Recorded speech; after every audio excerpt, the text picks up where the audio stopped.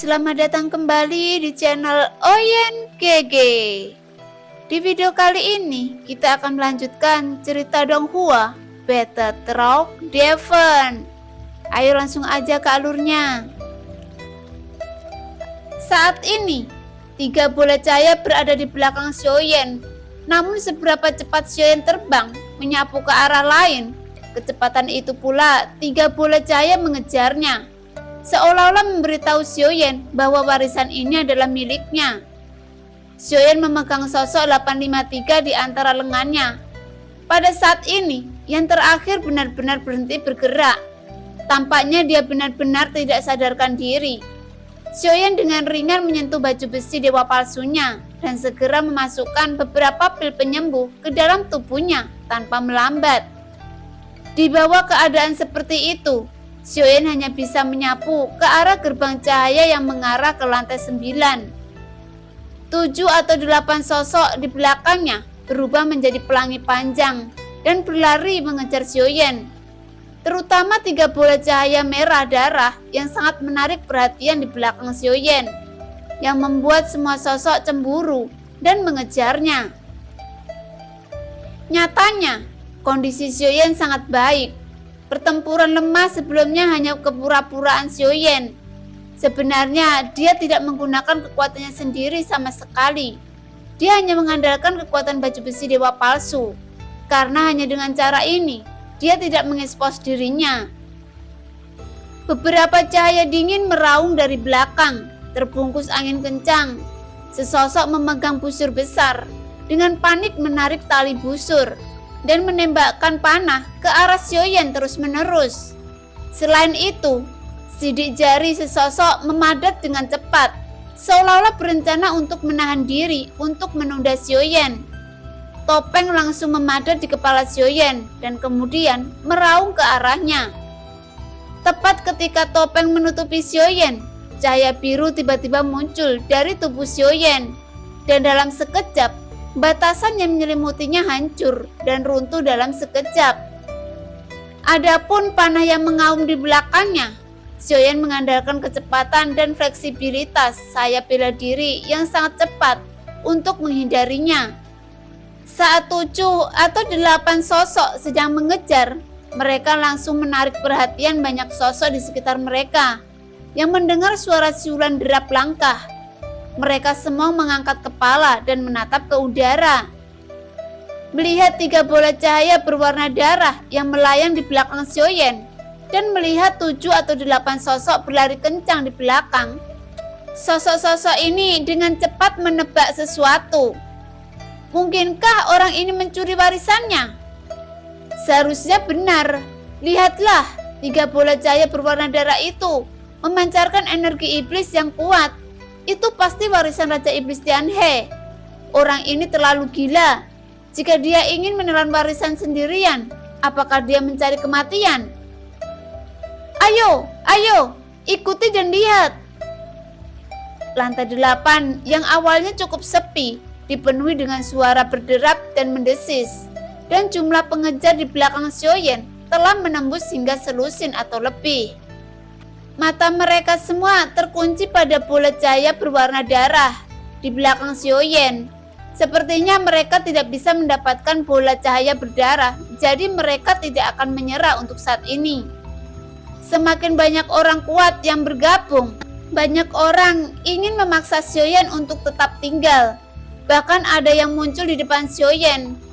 Mata Xiaoyan sedikit memadat, tanpa belas kasihan sedikit pun. Dia hanya mengangkat tangannya ketika menghadap orang yang berdiri di depannya, gerbang cahaya. Keluar! Mata Xiaoyan dingin. Pada saat ini, tidak peduli apakah dia berasal dari Taishu atau tidak, dia pasti akan menjadi sasaran semua orang.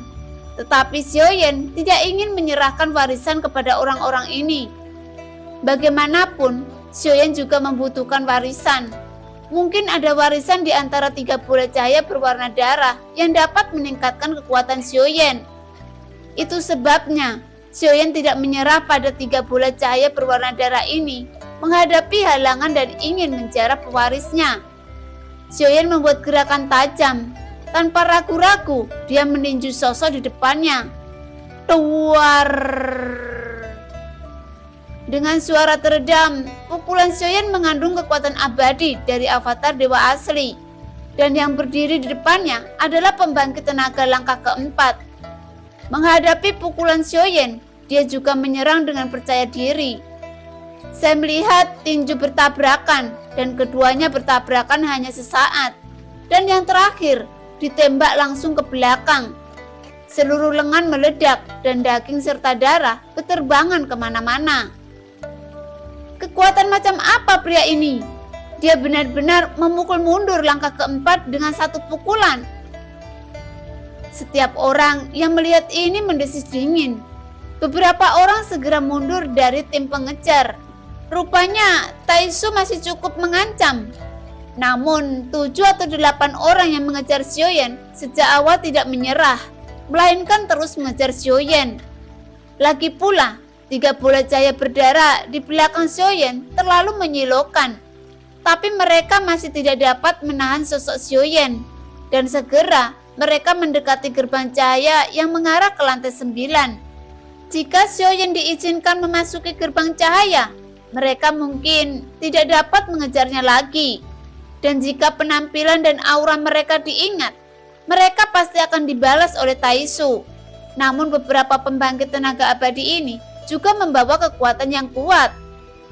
Sekalipun semua orang menjadi dewa, mereka tidak pernah hidup untuk diri mereka sendiri. Tentu saja ada juga sejumlah kecil orang dengan temperamen ekstrim yang berjalan sendiri dan meninggalkan mereka.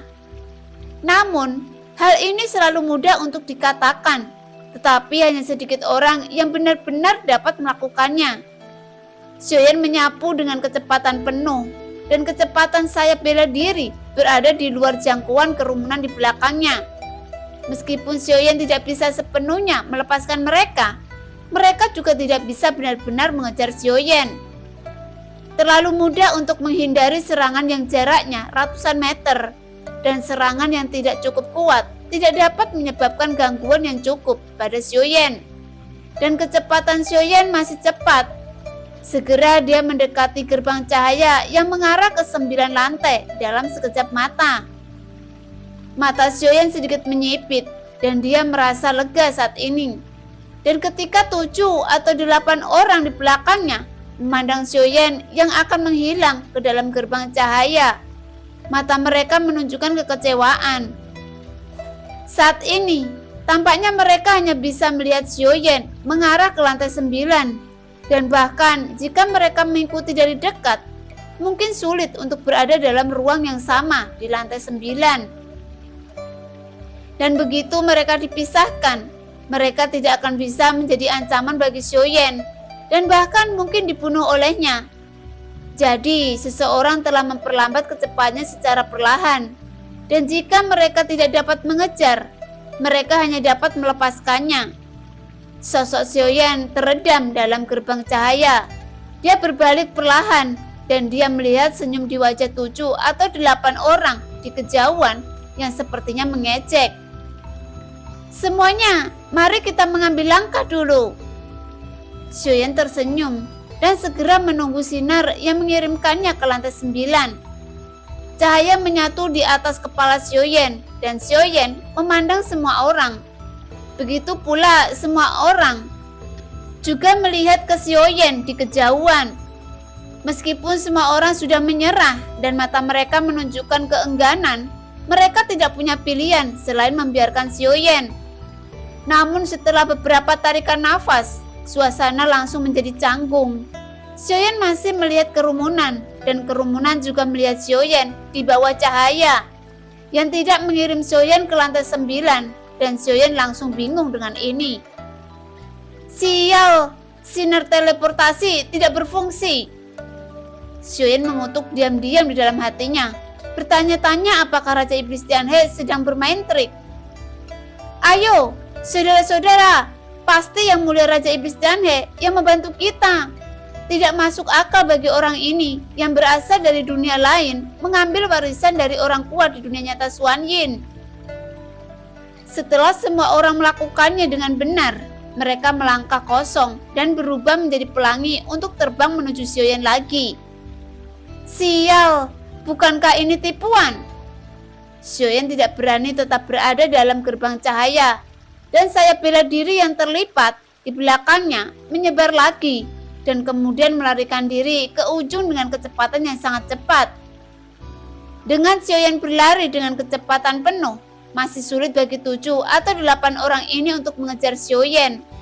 Tetapi itu bukanlah pilihan untuk berurusan dengan mereka seperti ini. Xiaoyan sedikit mengernyit dan secara bertahap ada niat membunuh muncul di matanya. Sepertinya saya hanya bisa mengirimmu ke neraka. Sosok Xiaoyan menyapu ke bawah dan menara pembantaian hampir membentuk ruang dengan sendirinya. Jika dia tidak melihat menara ini di luar, pemandangannya sulit untuk dilihat. Bayangkan ini ada di dalam menara. Tatapan Xiaoyan langsung melesat ke sekeliling dan kekuatan jiwa yang kuat dari alam bahkan menutupi sekelilingnya. Saat berikutnya, sosok Xiaoyan tiba-tiba berbelok ke kiri dan dia tenggelam dalam kabut abu-abu tebal sejenak, yang membuat 7 atau 8 orang di belakang segera kehilangan pengejaran mereka terhadap Xiaoyan, dan ada fluktuasi aneh di kabut abu-abu tebal. Sialan, semuanya hati-hati, ada energi iblis yang aneh di sini. Itu akan membuat orang berhalusinasi. Jiwa setidaknya harus mencapai alam suci. Jika tidak, mudah tersesat di dalamnya. 7 atau 8 orang itu segera berhenti untuk mengejar Xiaoyan sudah berada di dalamnya, dan mereka tidak dapat menemukan jejak Xiaoyan. Segera 7 atau 8 orang menggertakkan gigi sedikit. Apa yang harus kita lakukan sekarang? Biarkan saja. Semua orang menghela nafas panjang, sangat tidak rela di hati mereka. Terus mengejar, atau kita harus putus di sini, atau terus menunda. Begitu kedua ahli Taisu ini pulih, kita mungkin tidak dapat mengalahkan mereka, bahkan jika kita bergabung. Semua orang saling memandang saat mereka mengatakan ini. Jelas, mengejar di sini sudah membuat musuh mereka berniat mundur, karena kecepatan Xiaoyan terlalu cepat. Hampir tidak mungkin bagi mereka untuk mengejar. Dan jika mereka memasuki tempat seperti ini, kemungkinan besar akan membentuk situasi di mana musuh yang gelap dan tidak jelas, sekali disergap oleh Xiaoyan, mudah untuk dikalahkan satu persatu. Lupakan saja, aku tidak menginginkan warisan ini lagi. Semuanya tolong lakukan itu. Saat dia mengatakan itu, satu orang mengepalkan tinjunya dan mulai pergi. Setelah satu orang berniat untuk pergi, hati mereka langsung terguncang dan mata mereka menunjukkan niat untuk keluar dari tim. Saya khawatir sudah terlambat untuk pergi sekarang. Saya tidak tahu apakah Anda telah memperhatikan bahwa ada warna hitam aneh di tubuh Anda. Apapun yang terjadi, itu tidak dapat dihilangkan. Saat ini, seseorang tiba-tiba berkata, dan begitu kata-kata itu keluar, mata semua orang tertuju. Jelas mereka semua memiliki peradangan hitam aneh yang dikatakan orang ini di tubuh mereka. Sepertinya setiap orang memiliki tanda hitam yang aneh ini di tubuh. Saya khawatir kita semua telah ditandai oleh orang Taisu ini. Jika kita pergi saat ini, yang terakhir pasti akan membalas dendam pada kita satu persatu. Setelah mereka keluar, jadi ancaman berencana untuk bertarung sendiri atau masuk ke sini untuk berjuang hidup dan mati. Salah satu dari mereka menyarankan bahwa sekarang mereka semua dapat pergi secara berpisah. Tetapi masalahnya adalah karena mereka masih ada di menara pembantaian dan api hitam di tubuh mereka dan berusaha untuk menyingkirkannya. Tetapi pada akhirnya semuanya berakhir dengan kegagalan. Mereka semua gagal mengeluarkan tanda hitam di tubuh, sehingga orang yang berencana untuk pergi di awal juga berhenti. Setelah mendengarkan apa yang dikatakan semua orang, dia tidak memilih untuk pergi. Semua orang saling menjaga setelah masuk. Tidak apa-apa untuk tetap tenang. Kita harus segera pergi. Kalau tidak, kita tidak akan memiliki kesempatan setelah memberinya waktu untuk pulih.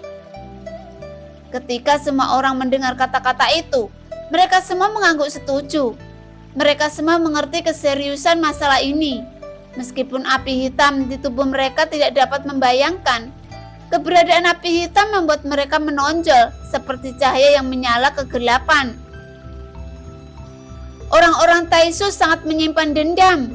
Jika kita tidak bergandengan tangan untuk membasmi mereka, dia pasti akan membalas dendam mereka. Jadi jangan ragu lagi. Situasi telah berkembang hingga saat ini dan tidak ada jalan keluar. Belum lagi 3 bola cahaya berwarna darah berisi warisan Raja Iblis Tianhe. Jadi saat ini kita harus menggabungkan kekuatan untuk melawan musuh bersama. Seharusnya salah satu dari 2 Taisu tampaknya terluka parah. Kita akan masuk bersama dan membunuh 2 orang Taisu ini. Namun kemampuan orang yang berbicara saat ini bukanlah yang terkuat, tetapi kata-katanya masuk akal. Tidak ada yang membantah, mengangguk dengan serius dan kemudian dengan tegas berubah menjadi pelangi panjang dan tenggelam dalam kabut abu-abu tebal, melanjutkan mengejar Xiaoyan. Di tengah energi iblis, Xiaoyan mendapat manfaat dari kekuatan jiwa domain dan tidak berpengaruh oleh energi iblis untuk waktu yang singkat. Pada saat ini, Xiaoyan menemukan tempat bersembunyi, mengangkat tangannya dan langsung membanting Taisu 853 dengan keras. Itu jatuh dengan keras ke tanah. Xiaoyan memandang Taisu 853 yang jatuh ke tanah dan bahkan menjentikkannya. Matanya menyipit. Jelas Xiaoyan sengaja. Dia ingin melihat Taisu 853 apakah menipunya. Untungnya dia tidak berpura-pura pingsan. Meskipun agak kurang sopan membuang sampah dengan cara yang sama. Xiaoyan tidak memiliki rencana untuk mengurus Taisu 853 untuk saat ini. Apakah dia hidup atau mati hanya dapat bergantung pada keberuntungannya sendiri. 3 bola cahaya berdarah di depannya adalah masalah pertama yang ingin dia selesaikan. Xiaoyan terus bergerak menuju kabut abu-abu dan setelah menjaga jarak tertentu dari Taisu 853, dia menemukan tempat tersembunyi dan duduk bersila. Meskipun ada permaisuri yang melindunginya, Xiaoyan seperti biasa tidak mau bergantung terlalu banyak pada kekuatan permaisuri. Kecuali itu benar-benar saat dia tidak bisa menyelesaikannya. Xiaoyan segera mengatur formasi.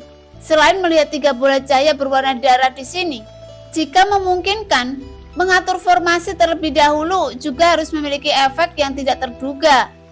Setelah Xiaoyan mengatur formasi api dan guntur, dia tidak berhenti, tetapi terus mengatur formasi 9 pecahan naga guntur.